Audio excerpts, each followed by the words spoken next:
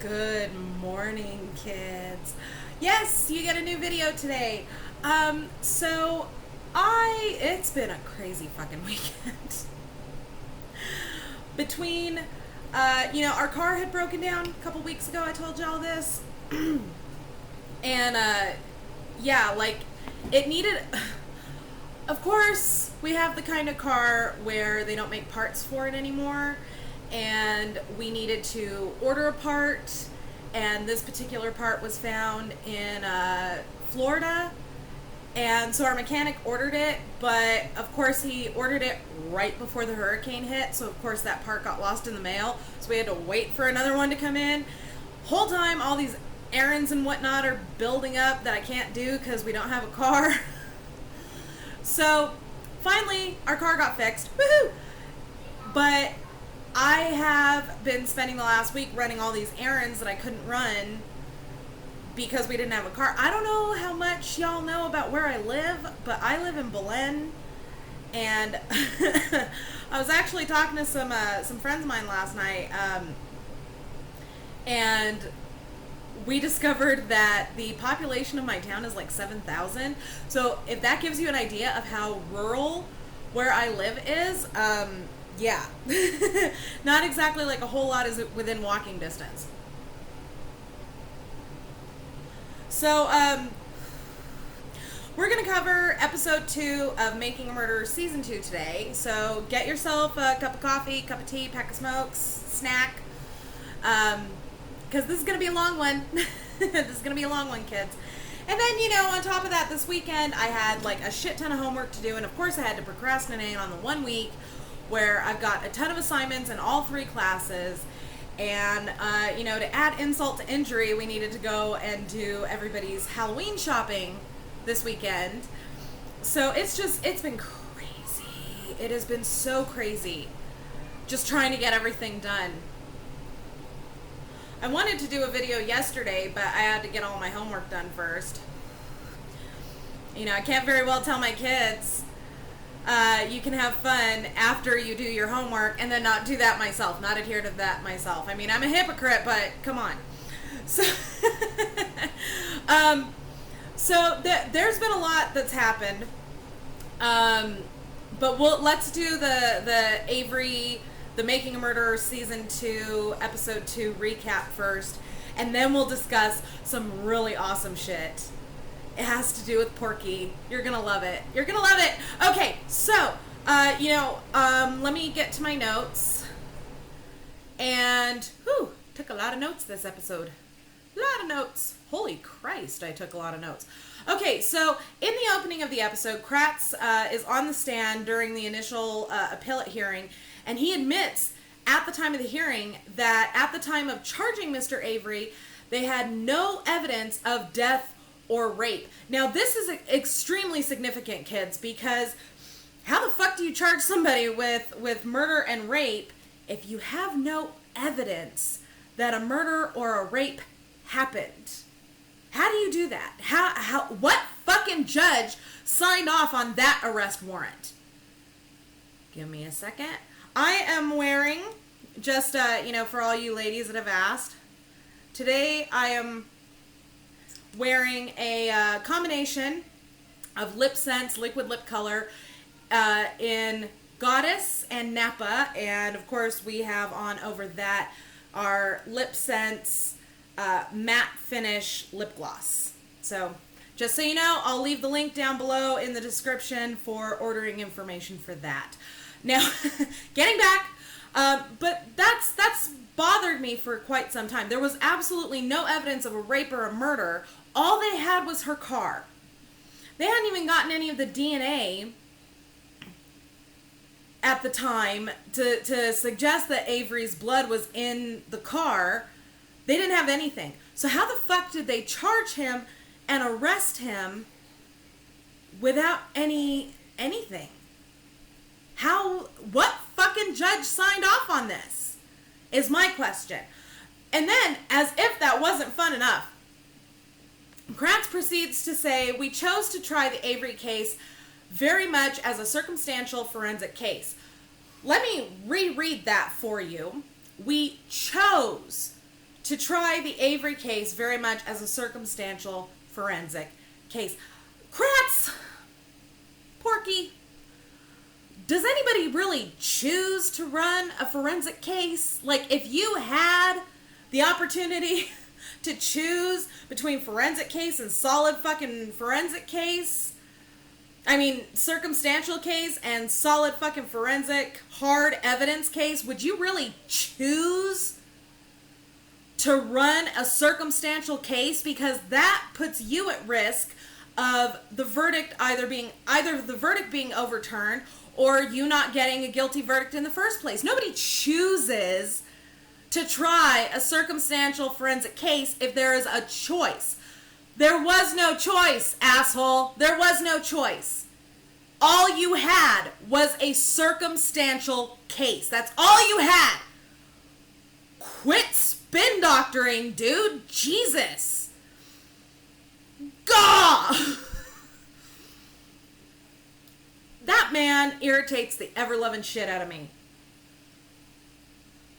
A little sip of Earl Grey. Okay, so let's keep going.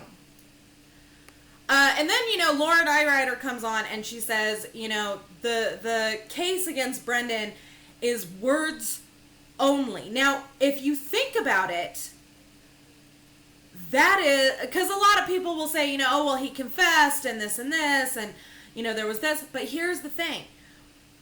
As much bullshit evidence the state was able to manufacture against Stephen Avery, the blood, the bullet, the bones, blah, blah, blah, they did not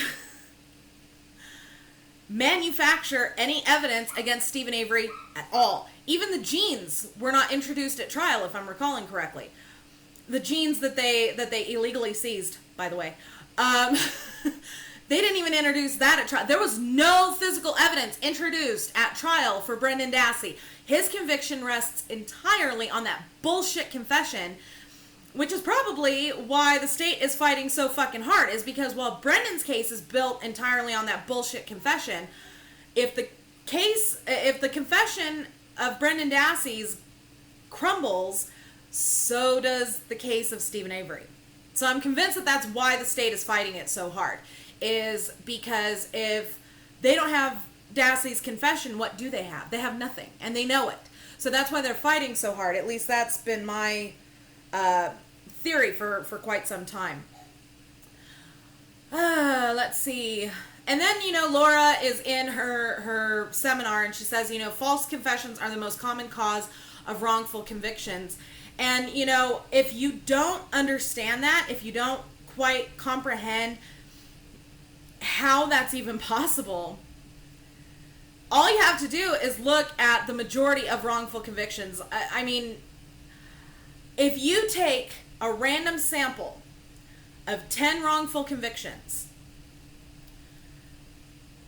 you will find that roughly 7 to 9 of all 10 of those cases will involve a confession by somebody. West Memphis 3, David Thorne, Stephen Avery, Jermaine Scott. That's 4 right off the top of my head right there, kids. Oh, Dusty Turner, 5. And that was just without me even having to think. The fact is that false confessions is actually extremely prevalent, and the reason for the false confessions is the Reed technique. We've talked about this before. The Reed technique is an extremely fallible method of interrogation, and this has actually been known for many years overseas. And overseas, they actually abolished the Reed technique. They use something called a cognitive interview. That is actually much more reliable. It has been shown to be far more accurate, far more reliable, and it cuts down on the wrongful convictions, because you're not allowed to lie to a suspect, because let's face facts. The vast majority of wrongful convictions come from defendants who are either cognitively impaired or they're extremely young, or both. Okay? So the thing about that is that when you're a police officer and you're going into this interview, you don't know the suspect's background. You don't know if they have cognitive issues, if they have, some sort of mental deficit. You don't know. You know shit about this person. All you know is that you got their name from somewhere and that you're going to be interviewing them. That's it. That's all you know. And the Reed technique, the people who actually developed it have said, this technique is going to cause problems if you use it on people with mental deficits. Don't use it with people with mental deficits or the young, anybody under the age of 18, because there's a very high probability of false confession. And yet, knowing this, this is a proven fact. I mean, when the people who developed the technique are fucking telling you, don't do this, that's when you know, don't do that. Oh, he's having issues. He's been running me ragged all morning. At this point, I have very little sympathy.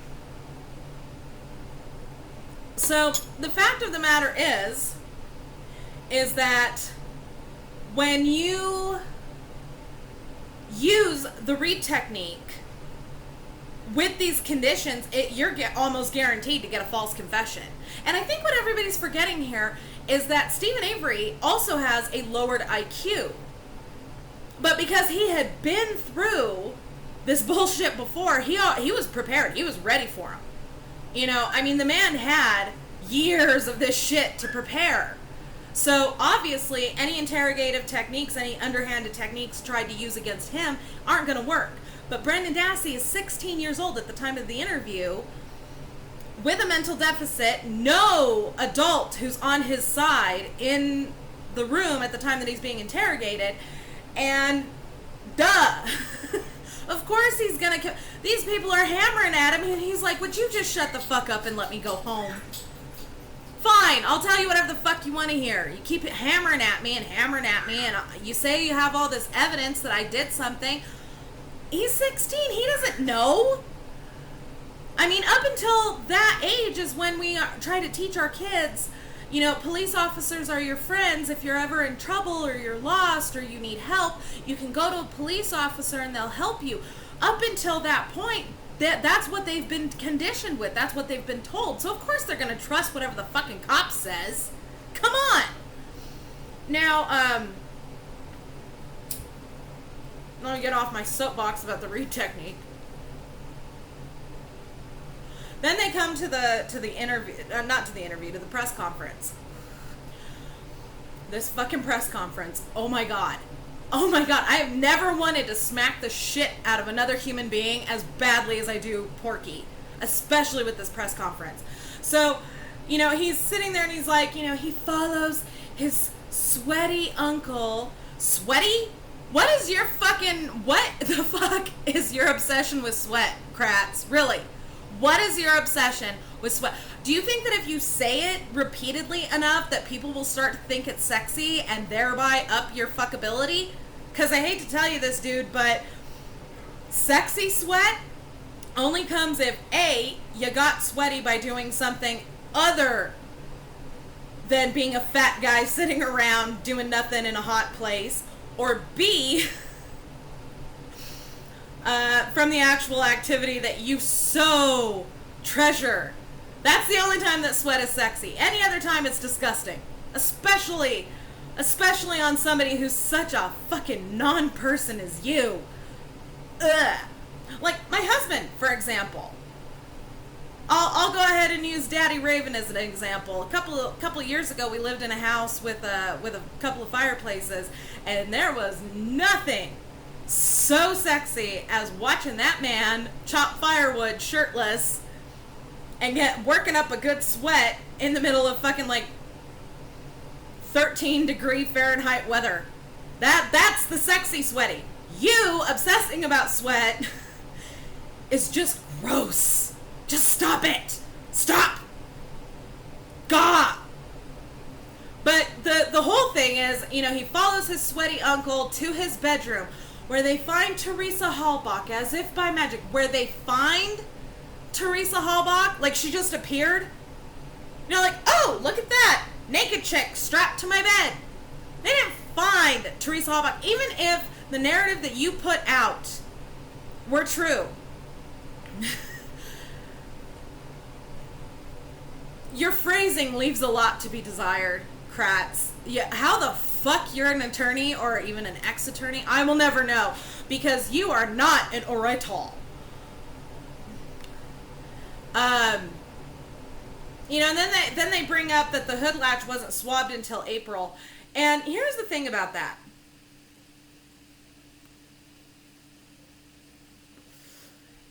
Why was the hood latch not swabbed upon immediately processing the car? See, when you're processing a crime scene, kids, when you're processing any kind of a piece of evidence, and let's face facts, despite the fact that it's huge, the car is nothing more than a giant piece of evidence. True, it contains other pieces of evidence inside of it, but the car itself is considered a single piece of evidence. No tech worth their salt is not going to thoroughly process a piece of evidence at the time that that evidence is collected. And if they don't thoroughly process that evidence at the time that the evidence is collected, then that calls into question the chain of control, the chain of custody, which in and of itself renders almost anything useless, because swabbing the hood latch should have been like top of the list of what they did once that piece of evidence was taken into custody. Swabbing the hood latch, swabbing the hood prop, swabbing the door handles, swabbing everything. They should have swabbed fucking everything.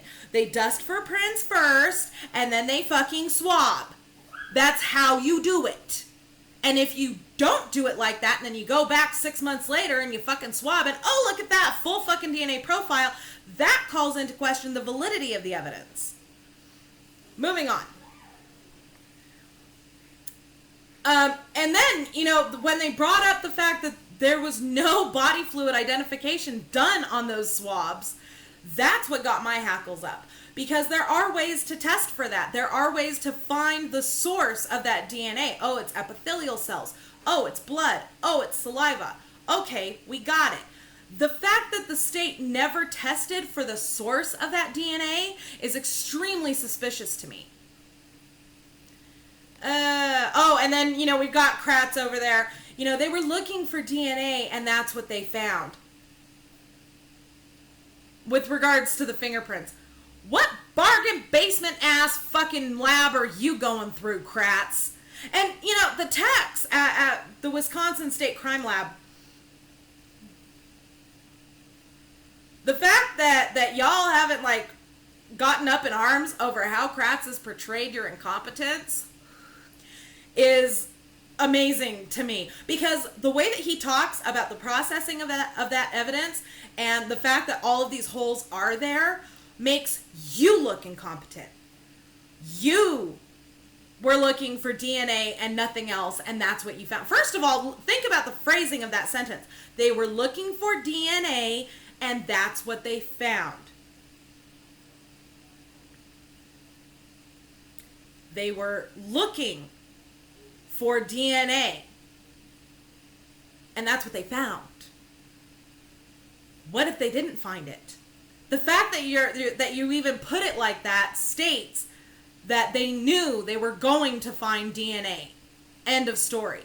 You don't know that with any fucking piece of evidence. There are so many fucking cases sitting in the cold case locker of every precinct in the fucking country where there's no DNA. There's nothing. There is no DNA. There's no fingerprints, because it's not a guarantee that you're gonna find it. This is the CSI effect, kids. Fuck you, Jerry Bruckheimer.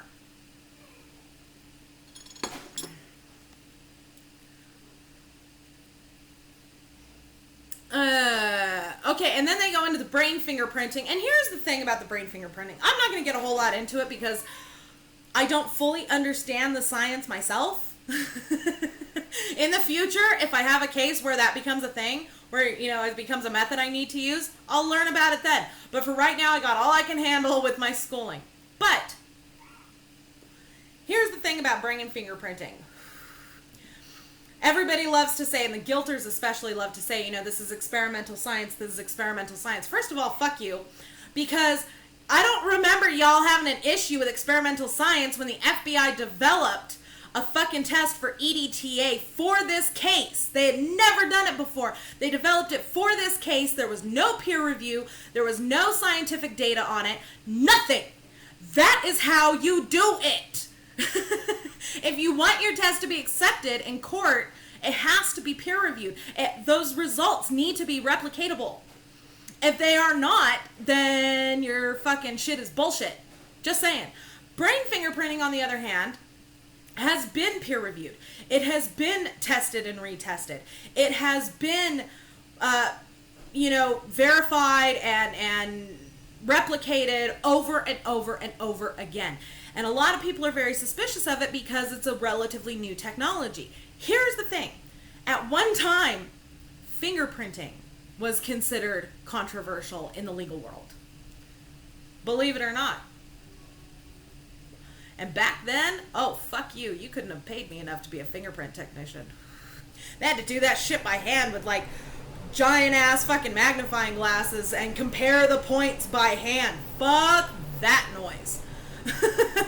But this was 100 years ago, 150 years ago, that fingerprinting really started to be a thing. And even back then, it was considered controversial. And guess what? Now it is the number one method of suspect identification. DNA was considered controversial. Nobody fucking believed that it was accurate, or they were very suspicious of it. Now it is one of the most accurate ways of identifying a suspect and placing a suspect at the scene. Okay? Brain fingerprinting is just at the beginning of that cycle, honey. And the more, the thing is that if you resist all new technology, you are running the risk of the status quo remaining the same. And I'm sorry, but 20,000 wrongful conviction cases, ballpark, is not acceptable. It's just not. Sorry.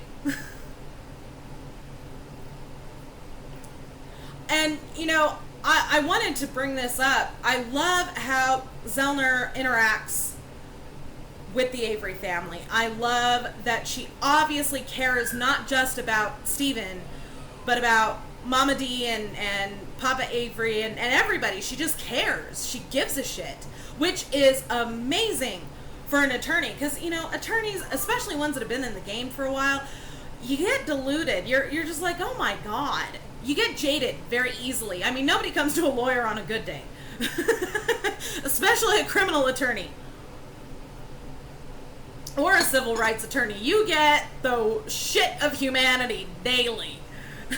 Takes a special kind of person to be willing to do that for a living. And then it takes an even more special kind of person to be able to do that for a living and keep their humanity and their compassion. And Zellner has done that, which is fucking amazing. And, Kathleen, I'm pretty sure that you don't watch my videos, but if you do, I just want to say I love you to death, and you are definitely my inspiration to continue pushing for my education. So, love you very much.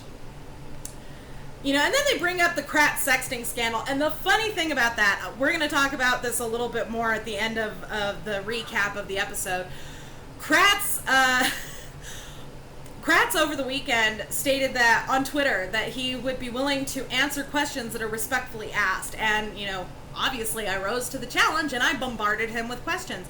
And he then proceeds to tell another hatchling of mine, Brooke, I'm not going to answer Casey's questions, because Brooke was pushing him. She was like, why aren't you answering? And, hey, I just remembered. There you go. Now you can see me better. Can you tell it's Monday? So Brooke keeps telling him, why aren't you answering her? Why aren't you answering her? And finally he responds, I'm not going to answer shitty people like Casey because she's called me and my wife Porky Piglets. First of all, let's get one thing straight, Porky. I call you Porky. I call her your piglet. Okay? Because you're both cochinos. What do you want from me? Second of all, you want to talk about shitty people? You sexted a domestic violence victim. And then he proceeds to say, you know, have you seen the things that she has alleged about me? I haven't alleged shit, motherfucker. Anyway, we're going to get into that later. But if you really want to talk about shitty people, how shitty of a person do you have to be to try to turn a woman's most disgusting experience, being a victim of domestic violence, to your own advantage? How shitty and disgusting and deplorable of a person do you have to be to do that? People in glass houses, Cupcake. Just saying. You know, and then we got Judge Angela and her fucking whole conflict of interest thing. That was my last sip of that cup, and I'm like, I want to pour another cup, but I don't want it to get too cold too quickly. So they talk about Angela, Judge Angela. I'm not going to try to say her last name because I know I'm going to butcher the hell out of it. You know, and her conflict of interest and the fact that she was not wanting to drop the wrongful death lawsuit from the P.O.Box against Steven Avery at the same time that she's hearing Steven Avery's motions from Kathleen Zellner. And this is a problem, kids. How the fuck she did not have the integrity to recuse herself from the case, at the least, I will never know. And how the hell the Wisconsin DOJ has allowed her to continue sitting the case, I will never know. Because it's clear that she is not impartial, and that's the whole point of the judge, is to be impartial. The fuck, Wisconsin? Hi, monkey butt.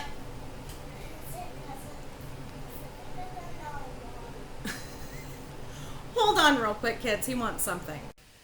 You know, he wanted some cereal. Apparently, the eggs and toast that he had earlier just wasn't enough. I think he's hitting a growth spurt, which is fun. That's always fun. But the fact that Judge Angela didn't recuse herself and that she has been allowed to stay on this case is really just amazing to me. It's... Good Lord. Okay, then we get into the Salvage Yard, you know, and how their business has been affected by all of this. And, you know, I said this on Twitter, I'm going to say it again on my channel. I urge any supporters that live nearby, Dagan, eat your cereal, please. Sorry. Okay. I urge any supporters within the area to utilize Avery Salvage Yard for all of your automotive needs, please. Because that's part of what is driving Steven so crazy, is that, you know, he knows that the business is having issues and he can't do anything about it. And if you really want to help Steven Avery and you want to assist his peace of mind, you can do that by turning to Avery Salvage Yard for whatever you can. And, you know, the only reason why I didn't call them for the specific part that our car needed is because, you know, our mechanic wouldn't do it. But, well, I suggested it. I don't know if he called or not, so I don't know. But, yeah. So there's that. But yeah, if you, and in the link, or in the description down below, I'm going to put some information that another hatchling of mine sent to me on my Facebook page. And it's all the ways that you can communicate with Brenden Dassey and Steven Avery, their different donation channels and different ways that you can help. So I'll throw that down below in the description as well. So let's keep going. Let's not forget, I just want to add this. I don't know how many of you know this, but don't forget that Sheriff Herman, his family owns the only other salvage yard in the area. Yeah, you know Sheriff Herman, the one who said that it would be easier to kill Steven Avery than it would be to frame him? Yeah, that Herman. His family owns the only other salvage yard in the area. So, just a little nugget of info for you there in case you didn't know it. when they're showing the thing of all the cops rushing to Avery Salvage Yard, and they've got the audio going on, and they ask, is he in custody yet? I said this before, and I'm sure that a lot of supporters have thought this, but I just want to reiterate, in custody for what? It's a fucking salvage yard. Where the fuck would you hide a goddamn car that you wanted to get rid of? Fuck, man. A junkyard is the best place to hide a vehicle from a murder victim. It doesn't matter. Oh my God. How? Gotta love these Keystone Cop operations. I'm just saying. And then, you know, Zellner starts talking about the dogs, how they bring in the scent dogs, and how pretty much immediately the dogs go over the berm and start just running their asses off all over the quarry. Funny how that wasn't mentioned anywhere. Okay, first of all, it was never mentioned in the documentary. I love guilters who say that the documentary was so biased. That is one major piece of evidence that could have been included in the original documentary that would have convinced me even further of Steven's innocence. Because the scent dogs are not reacting to her remains. They're reacting to her scent. What the fuck was she doing in the quarry? All over the damn quarry. What the hell was she doing there? That's the question you need to ask yourself. And when you look at the map, that clearly looks like a woman running for her life. So, what the hell? And that was not included in the documentary, but even more telling, that was not included anywhere in the case file. First I drop some tea, then I sip some tea. That's all I'm saying. Dagan. So it's okay, but you're bumping the table, Pookie. And then she brings up the parking light. And, you know, let's not forget that Ryan is over there like, oh yeah, you know, that parking light broke off and she filed the insurance claim, but she kept the cash and never got it repaired. First of all, motherfucker, why do you know so much? See, one of the things that they teach you in you know, any sort of criminal investigations is liars tend to embellish.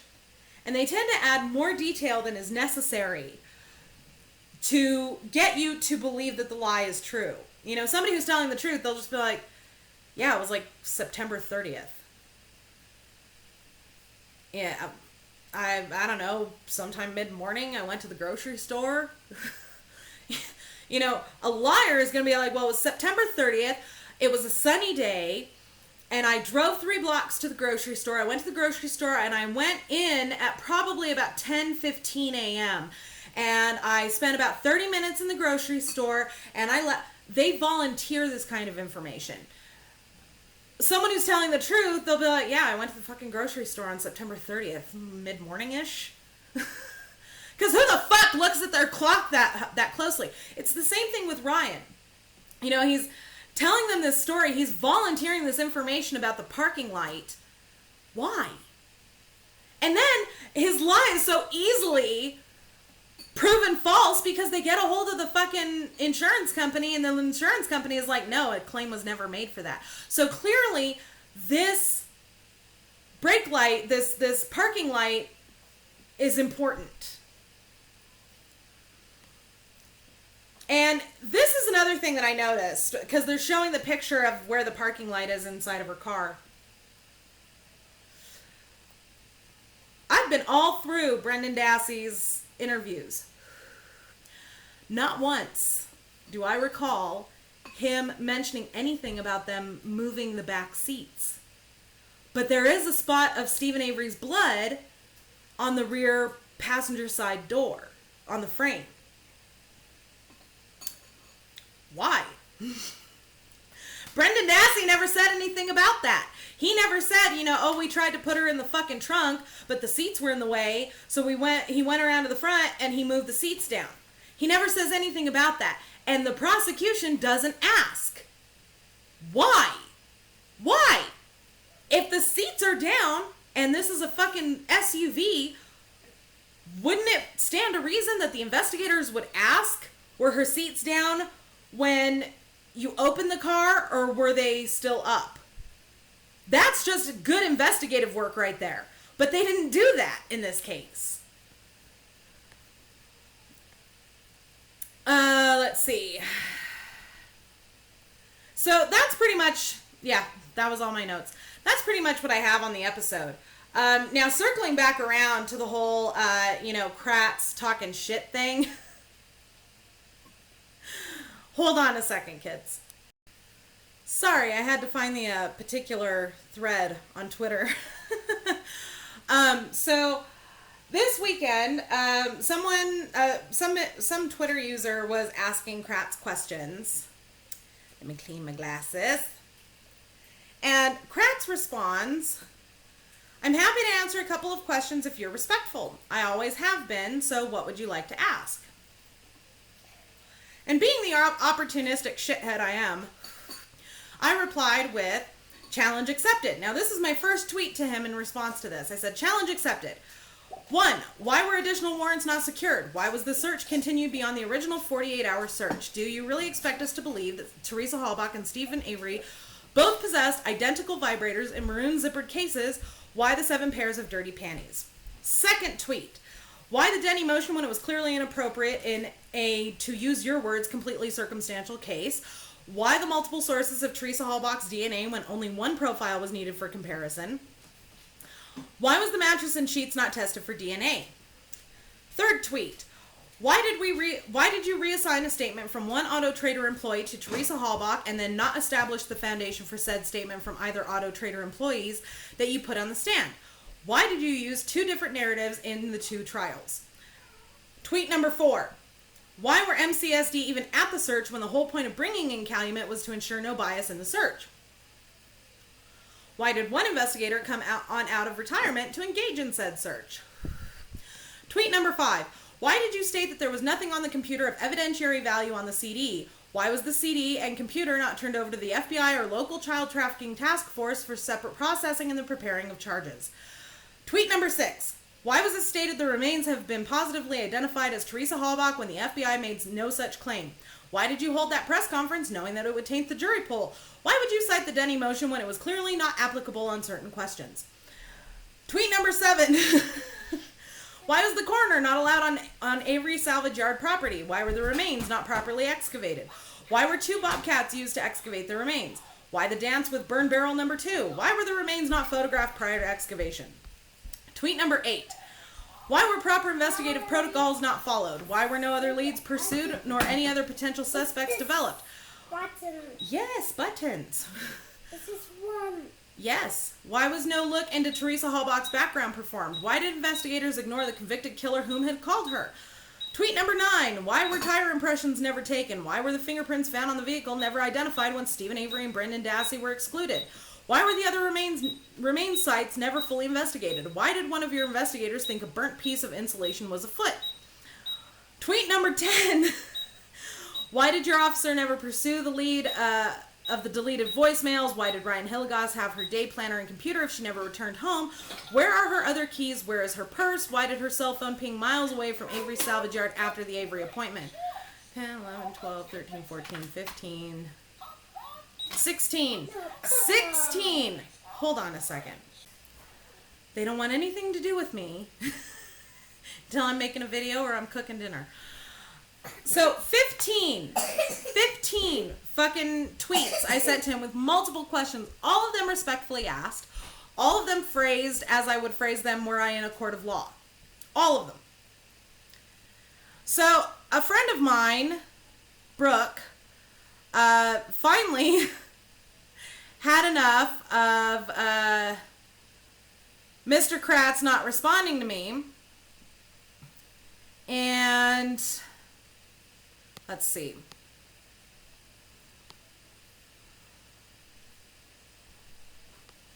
Somewhere in here, I'm gonna have to go into my tweets and replies. Hold on. Found it. So, Brooke is saying, basically needling him, why aren't you asking, blah, blah, blah. And he finally responds, no, it's easier for me to ignore shitty people like Casey. What she has alleged of me over the past couple of years is staggering. You can't expect me to take her seriously. I've won this case twice. I've long since stopped trying to convince such hateful wannabes.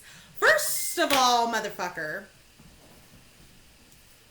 First of all, you talk about wannabes, but you never pass the bar, number one.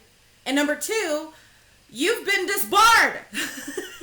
And yet, at any opportunity, anywhere there's cameras, anywhere there's a mention of the Avery case, despite the fact that you haven't been on the fucking case in years, you insert yourself like anybody gives a shit about what you have to say. Number one. Number two, you didn't win this case twice, and you sure as fuck didn't win it on the merits of your own case. You suppressed evidence. You put into action the Denny motion, which was completely inappropriate in this case. And you ran a completely dirty fucking case. And you know it. That's the thing that gets me, is you know it, and you keep trying to convince everybody that you're on the up and up, and we all know you're not. Number three, you want to talk about shitty people. Let's circle on back around to the fact that you were sexting a domestic violence victim almost immediately after her assault. Only a shitty person does something like that, you fucking pig. And number four, I have alleged nothing. See, allegations denotes that there is no foundation for what I have said. However, I have not said a fucking thing about you that does not have documented evidentiary support. So you can kiss my ass. You and your little piglet. Fucking ride off into the fucking mud flap together, you two, because you are irrelevant. And the fact that you keep inserting yourself where you're not wanted is just so gross. It's disgusting. And again, kids, I said this last video, I'm going to say it again. He's acting like a serial killer. He is inserting himself into the narrative, trying to control the situation. And who does that? Serial killers! Serial killers do that. Just saying. So I'll leave the link for that lovely little fucking exchange down below in the description so that you can check it out yourself. And hold on.